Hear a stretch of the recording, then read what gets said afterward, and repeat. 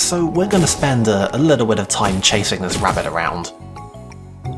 Fortunately, we're mostly done with, puzzles? I mean, that's a lie, there are absolutely still going to be puzzles that we have to solve here, it's just that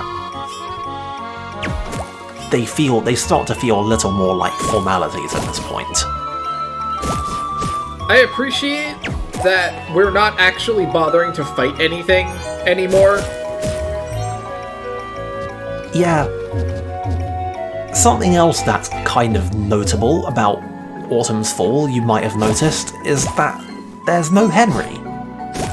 He just doesn't come here. I don't really know why. I mean, there's a standard crop of enemies here, and there's plants, and there's caves. I suspect it is something... I mean, I can imagine a couple quote-unquote lore reasons for why that might be the case. The biggest one being that they probably consider Autumn Rise and Autumn's Fall technically the same area or some shit like that. I don't know. There's some other contexts in which the game definitely considers them different, not least that they have different enemies, but... yeah. Like, they have different enemies, but they really don't. Yeah. It's just hedgehogs again. It's just cows again. It's just the headphone groundhog things again. Hillcats. Autumn's Fall does have seahorses, which were previously unique to Bergen Trail. I'm honestly surprised Tronny hasn't gone on a huge rant about them, actually. He seemed very preoccupied with the seahorses in Bergen Trail. But nothing to say about these ones. I mean, like, these ones are like... they're on fire. We're not even gonna get a little bit of a rant? Come on. Dropping the ball, Tronny. But yeah, no, I don't know why there's no Henry quests here. On the other hand, I kind of did something similar in other areas where I spent a little bit of time doing a bunch of fights just to show how stuff worked, and thereafter, when it came to the content, I just walked past stuff. There's a window in which these guys are all, like, interesting or threatening. And outside of that, they're just... all they can do is slow you down. But because of how combat in this game works, you can just not. It's one of the reasons why this game, despite having pretty literal MMO-style quest design, still gets to feel so snappy in execution, because you can just go to places and do stuff quickly. It's great. You know, something else that occurs to me. Missed opportunity. Why is this rabbit not white? I mean, we kind of had those already, but nothing was really made of them. Also, I don't think we're really going for that level of reference. I'm just saying.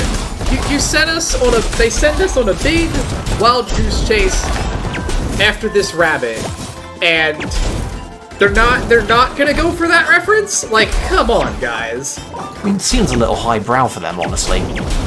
I'm actually disappointed in that.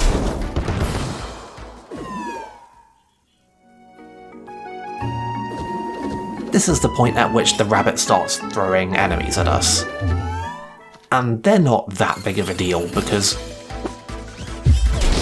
well, at this point, we've gotten the requisite tiny number of levels, and I guess that we've managed to just barely flip the switch into making these things completely non-threatening. I was gonna say, they weren't really much of a threat to begin with, so...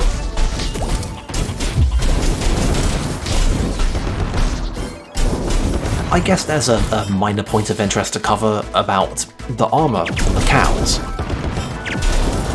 which is that it acts like a shield. so it reduces damage from a direction, but there are a number of abilities that we have that ignore it. Like, the flamethrower is a fun one. I would also like to briefly point out that I'm pretty sure Emily used an art called Falcon Punch at some point in that fight. Oh, yes, it's for one, it's definitely not called Falcon Punch. It's called, like, Falcon Poing or something of that sort. But, point taken, yes. I'm not sure exactly what it is. Like, I've mentioned before that there aren't a lot of arts that are unique to other classes. Although there are a lot of times in which other classes will use arts that have unique names, but most of the time they're basically just ordinary arts that we can do, just with different names. The only ones that I'm completely certain of that are definitely unique are Troni's missiles, and there's some Tri-Blader arts that are pretty tricky to actually ever see in-game, but they exist. But long story short, yeah, Emily does have something called Falcon Poing, and it's something. This encounter is quite annoying because, you know, water everywhere.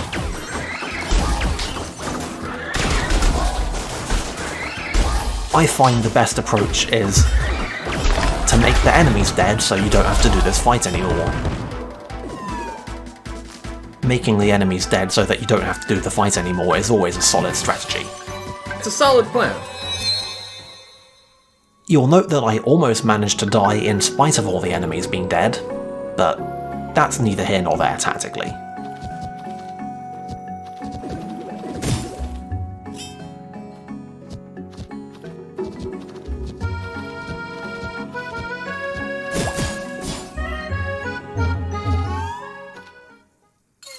I think this is about the point where this area starts to feel like it's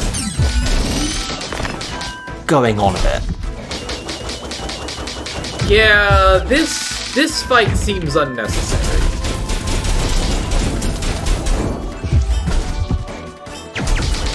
And yet, well, here we are. It is an excellent opportunity to show off setting the cows on fire. Now why would you do that? You're gonna make Emily sad. Well, I mean, we are still under orders from Miss Steak to produce some new steaks, so we were going to have to cook some beef at some point.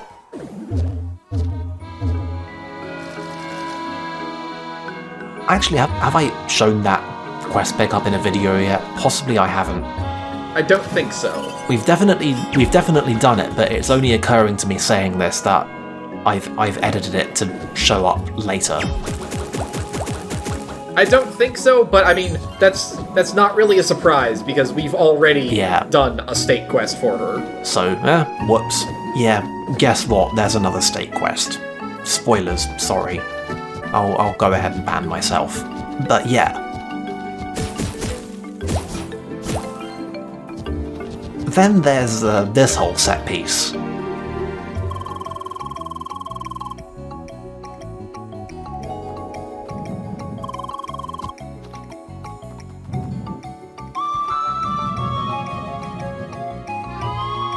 Something I'll say for this particular set piece is that I'm a huge fan of how they make the solution extremely obvious, even though you might have absolutely no idea how it helps. I kind of love it. It's definitely one of those listen to the voice of the game designer moments. Because the approach could not be any more obvious, and yet you just take it on faith that this is definitely accomplishing something.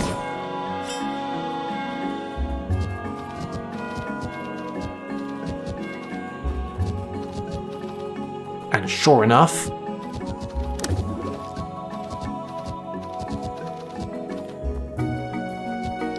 there we go. great? That feels like a bad adventure game puzzle. Like the kind that you accidentally stumble onto before you're actually told about the puzzle. And you're like, well, I did something. I don't know what. I'm sure it'll come up eventually, but... I also have to admire the writing gambit of Emily dropping spoilers as a way of the game fairly giving the player a straightforward telegraph. That's very, something.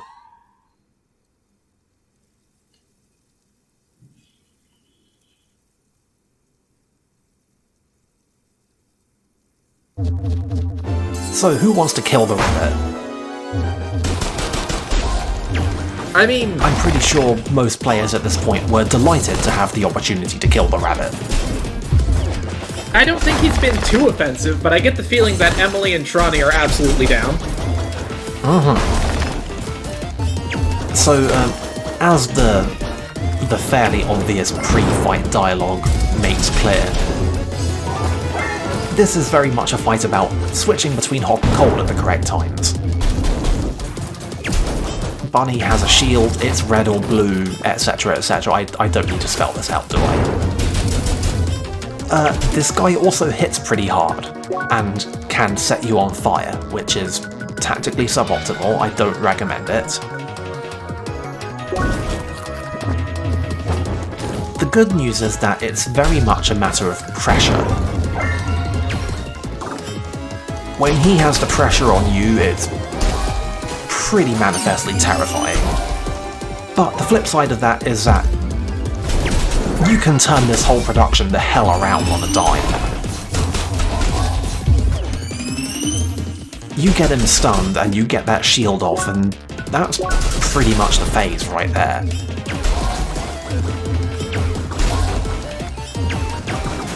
I guess the only other notable thing is that he likes to jump a lot, and consequently he has a really annoying habit of jumping over your shots.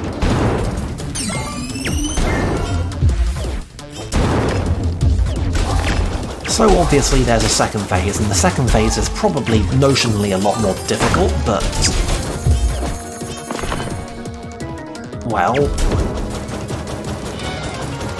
What was... I decided to just shoot him until he died. I was gonna say, what exactly was the point of that attack?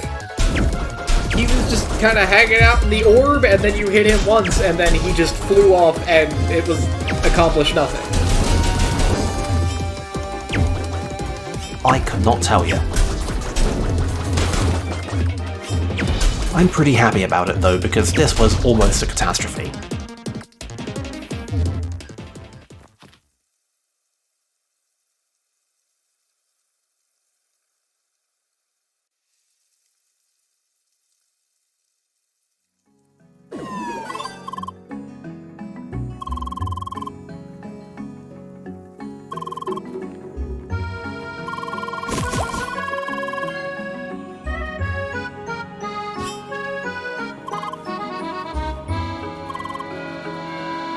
I have to admit, this is not the exchange I was expecting there. Were you expecting the bunny explosion to be derided as unrealistic? Yeah, actually.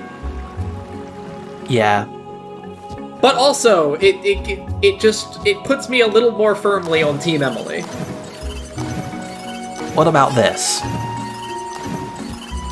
That's nothing less than he deserved for that.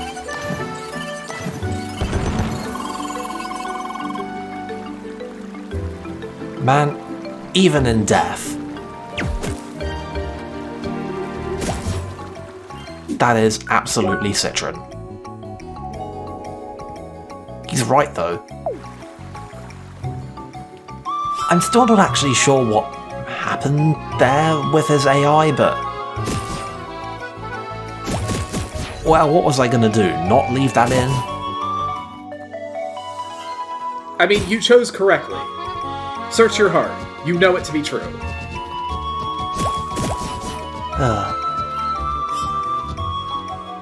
Anyway, there is one screen to this area other than this one. But we're not going to see it until we actually go and do a side quest here. But for the time being, we're going to do a lot more walking on walls, and I really hope that you're good at spotting what parts of the walls that you can jump on, because, you know, I said once that this game really likes doing that trick where they put the path up somewhere that looks really innocuous. So they made these multi-elevation walls, and I guess they just figured that, wow, we can be complete dicks about hiding things here.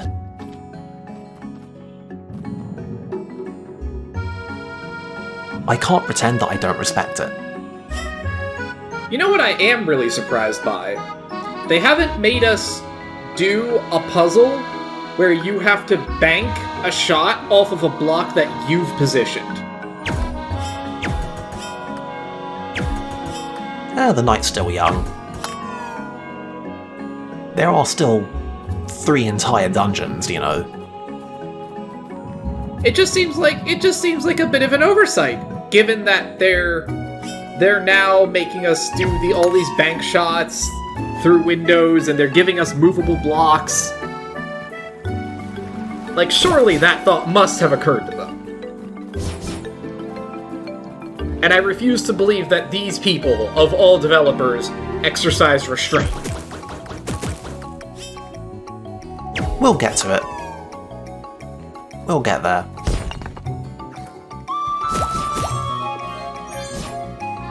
Like I said, this game goes places, but it likes to take its time about getting there. You'll notice the gradual, very gradual frog-boiling ratcheting of the puzzle difficulty as we've gone through. You'll notice that things started out pretty sane, and then they've just gotten a little bit worse, and then a little bit more worse. Just a tiny bit at a time until the game is completely unrecognizable from how it was when we started out. And we are only roughly halfway through, so, you know, there's hope yet. Or something. Is it hope or despair? Yes. Okay, Nagito. Thank you for your contribution.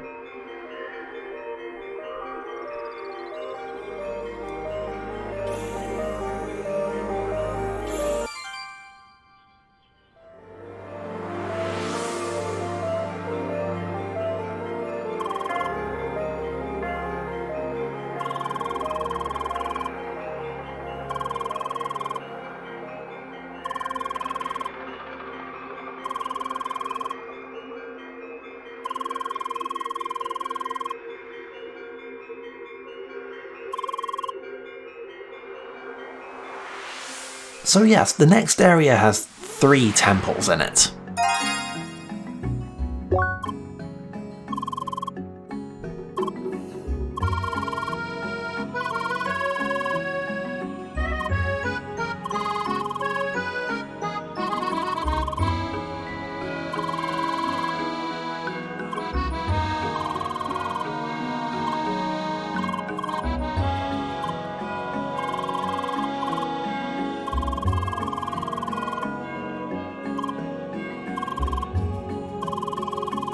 I mean, I don't know, I thought that was the plan to begin with, right?